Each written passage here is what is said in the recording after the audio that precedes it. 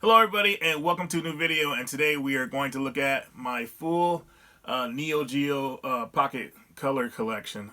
Now when I say full, this is what I have. It's not the full American set or anything like that.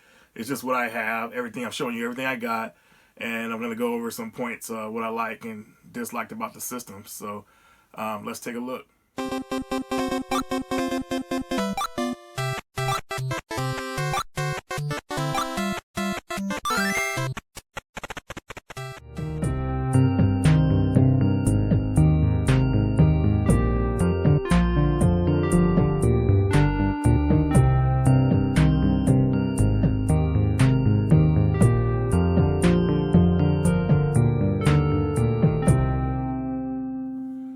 Alright guys, so basically Neo Geo Pocket, from what I remember, I don't really remember too much about it when it first came out. I remember seeing it in the magazines, and it was like supposed to be like the best way to play like Neo Geo ports and everything like that. If you couldn't afford like the AES or MVS or whatever at the time, you know, the Neo Geo Pocket was your next best thing. It was an affordable Neo Geo system, and they did a pretty good job with it. I mean, seriously, when I played that thing, I really felt like the games were like they transitioned well, I would say, you know, from their arcade counterparts. They were more like, how should I say this? Of course, the graphics looked kiddie and everything like that, but the gameplay just felt the same with a lot of the games, and specifically fighting games, which was one of the best things on the system. King of the Fighters, Fatal Fury, things like that. So you really felt at home when you played that system. Now, I didn't actually get my system until I got into the Army. And I was actually playing it in the barracks. You know, we weren't supposed to be playing it, but you know, weren't even supposed to have it. But you know, needed that entertainment, you know, to keep sane, because drill sergeant was in your face every day, just trying to mess with you. And I was like, man, dude, not that I was gonna break or anything, but I just needed some relief. So we had got one of these snuck in, and I played it. I really enjoyed it. But when I left AIT training, I left that thing. I gave it to the next guy so he could stay sane. So I didn't get another one until I want to say it was 2004 when I moved to Washington. There's a place called Fry's Electronics, and Fry's Electronics had the Neo Geo Pocket on sale for cheap. I remember it was like going for $30 and used to come with like 4 games. So I picked one up, and it actually came with this blister pack, which I'm going to show you right now. Blister packs were pretty cheap. There was, from what I remember, there was like 2 or 3 different ones, but it had a variation of games pretty much that you could play on the system. And I found out later on that was the only way you get a game called Fastlight. It was the last Neo Geo Pocket game released for the American system, and that game goes for a lot of money now. But I'll get into a little bit about that later. So I got this pack. Thought it was really cool. Enjoyed the system for a bit, but then unfortunately I got tired of it. And back, I want to say in my mid-20s, I was pretty much like, if I got tired of a system or whatever like that, it was time to trade it in. So I got rid of it. Then I got it back again, I want to say around 2010, 11-ish. I would say 2011, 12, sometime around that. I started to appreciate the system more for what it was, especially the collectability of it. You know, just something good to have. So I picked up another one again, and I started started building a collection around it again, and I really started to enjoy it this time around.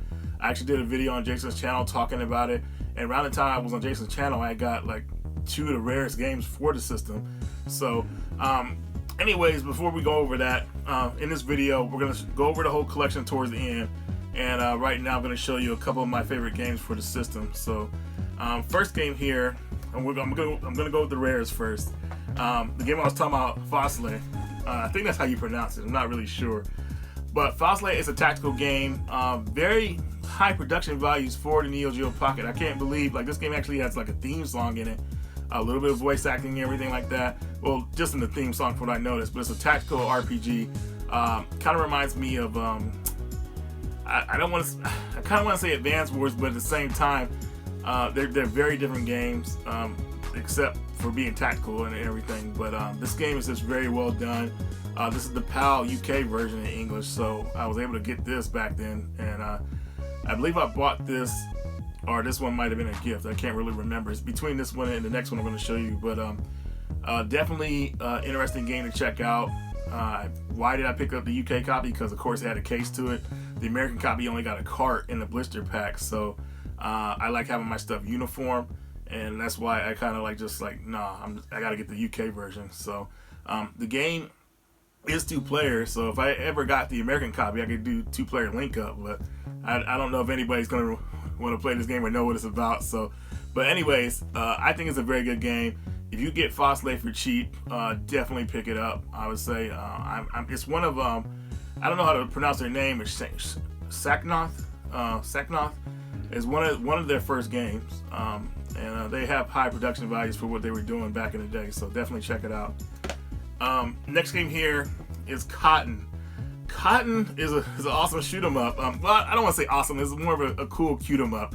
I remember playing Cotton back on the I want to say the PS1 was the first system I played it on. I thought it was pretty cool. When I was in Korea, I got a copy up there, and I liked the game. And then I found out it came out on the Neo Geo Pocket. I was like, wow, let me look this up, and it looked pretty good. It was a good port and everything. So instead of going for a Japanese copy, of course, I went for the UK copy. And this, I remember, was pretty expensive back when I got it.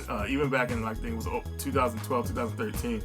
Complete copy was like $200-300, maybe slightly less than that. But one of these was a gift from my friend, and one of them I bought myself. I just can't remember because it was a while back, but I have to look up that information later. But anyways, these are probably 2 of the rarest games I have on the system, and they're UK ports. So another reason why I got the UK ports was because I like the uniform cases they have, SNK.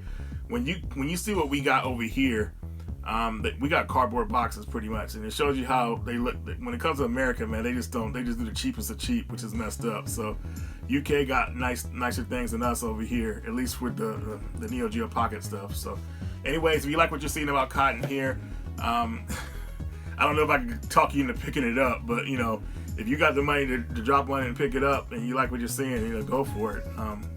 Obviously, getting the cart would be cheaper, but if you get it in a box like this, then you're going to be paying a little bit of money for it.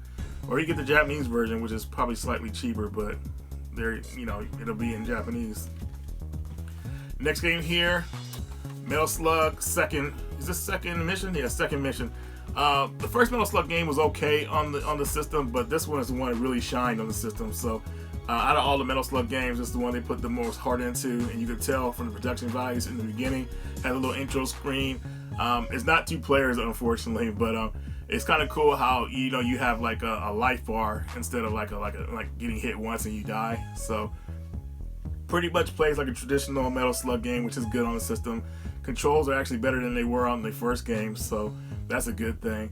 I haven't beat this one yet, but I was getting pretty far in it at the time I was playing it. So if you want to go for a Metal Slug game, if you want to have to go for one of them on the system, I would say definitely go for the second mission. It's a way better game than the first one, and yeah, that's all I can really say about it. It's Metal Slug. Everybody's played Metal Slug. It's run and gun fun. One of the most unique games I have on the system, I think this was one of the last games released complete in box for the Neo Geo Pocket system in America, was SNK Gal Fighters, or it might have been just the last fighting game released for the system.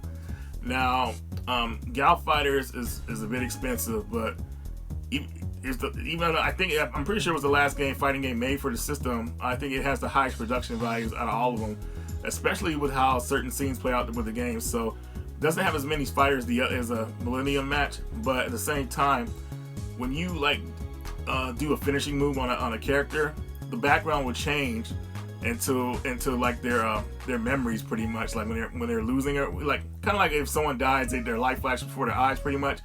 Well, when you beat your opponent with a super move, they're kind of like good moments in their life flash before their eyes, and it shows it in the background, which is really cool. So I thought that was awesome how they did that with this game.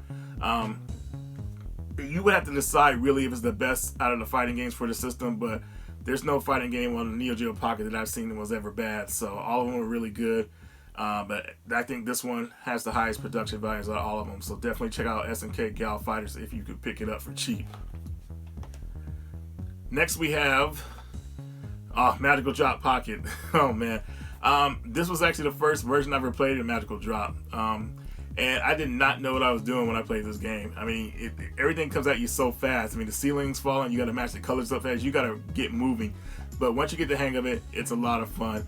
I don't know there's a big difference between picking what characters you start with or whatnot, but either way, it's cool puzzle fun.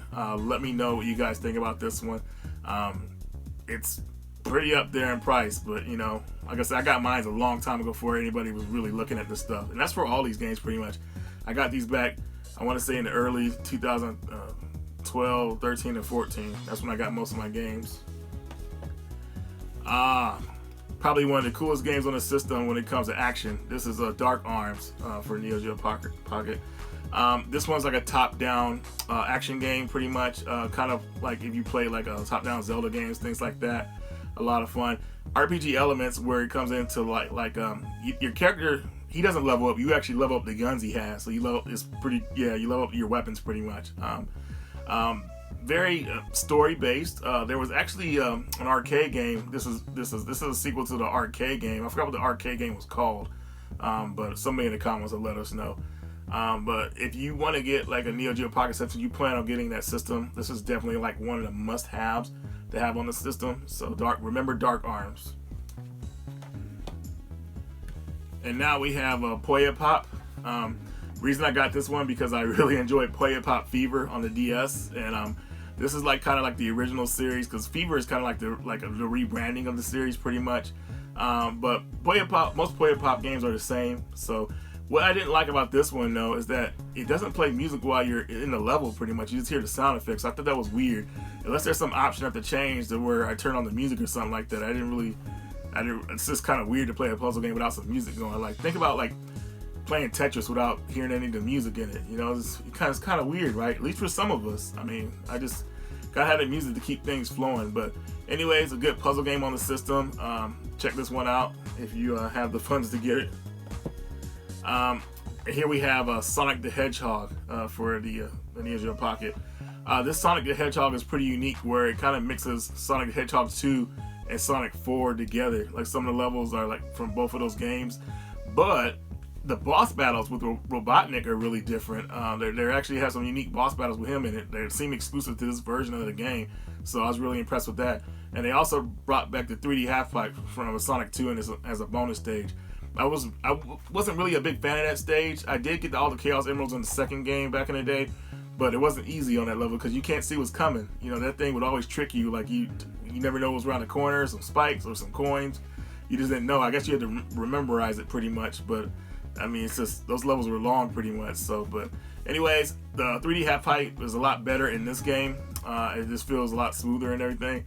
But it's Sonic the Hedgehog, and you can't go wrong with that. And it feels like a really unique game on the system. They're all pretty much the same, but this one feels like it's its own thing pretty much. So if you don't want to play Sonic Pocket Adventure, pick it up on the Neo Geo Pocket.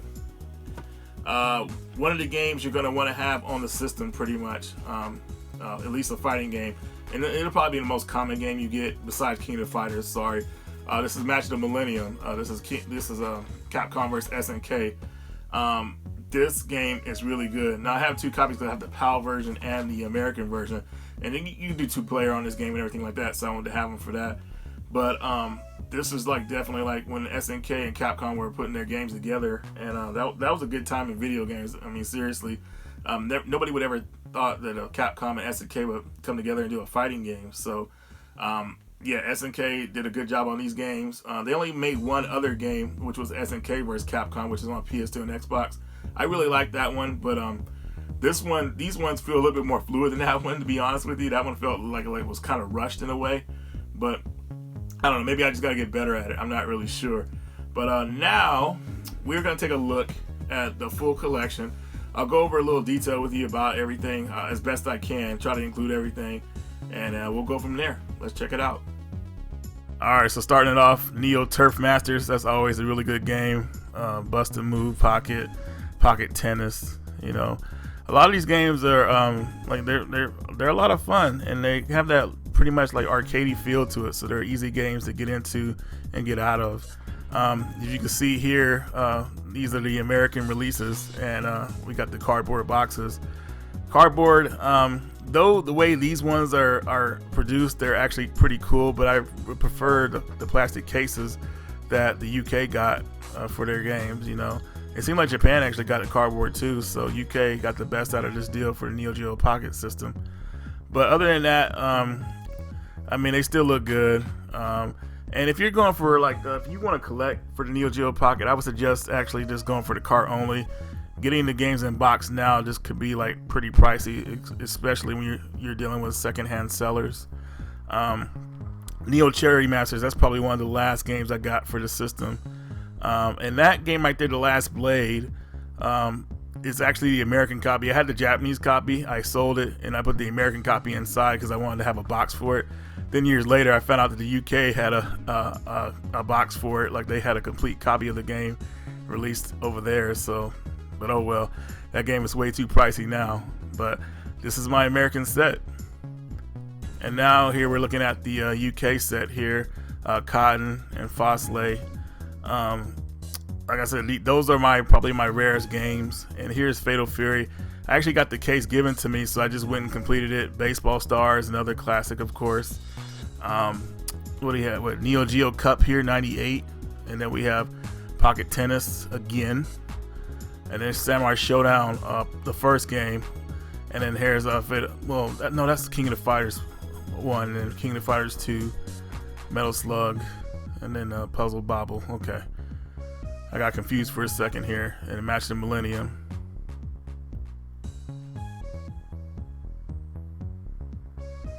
Here's Dynamite Slugger. I almost forgot to add this in the collection here. I put it on the side somewhere, but this is a pretty cool baseball game. Not better than Baseball Stars, but still pretty fun. And here are empty cases I have for some of the UK games and one Japanese game for Fastlight. If I ever get the Japanese version, I'll have the box for it. Now we get to look at the systems. Unfortunately, this is an empty box. It has the case for Samurai Showdown in there, but no Crystal Neo Geo. I'll have to complete that later, and also get the game Samurai Showdown Part 1 to put in there. But that's not a big deal right now, but it's just nice to have this thing. Also here we have the Neo Geo Pocket Color Yellow. I got this at my local store a few years ago actually, and thank God I did, because if they had saw what these things are going for now, this thing would have been through the roof. I actually got it for I think 40 bucks complete in box. And the next one here, I actually got this at Goodwill, got lucky and found this one for $14.99. I was happy about that. And then I had a box for it too, so I completed that somewhat. And then here is this is my main one. You probably saw this on Metal Jesus channel when I was on Jason's channel, showing this one off. So I've had this one for a very long time, and this one has a built-in light in it. You can't really see it, of course, but it's in there. And the battery, as you can see, is flickering, so it is dying, but the battery life on these things lasts a really long time. Alright guys, so that's going to do it for the Neo Geo Pocket Color collection. I hope you guys enjoyed the video. The only thing that I didn't really like about this system, of course, is that it didn't really get to live up to its potential, and it's unfortunate, you know, dealing with the Game Boy Color and the Pokemon craze, which actually still exists today. The system just didn't really stand a chance, but it's definitely a good system to collect for. I would suggest, if you don't want to spend a lot of money on it, because it's gotten expensive over the last few years, probably get one of those R4 cards for it and put every game on a cart and play it like that. You know, that's be a more convenient way to do things. But anyways, guys, thank you for watching this video, and let me know what you guys think about the Neo Geo Pocket Color, if you collect for it or if you plan on doing it so in the future. Radical Reggie, and I will see you guys later.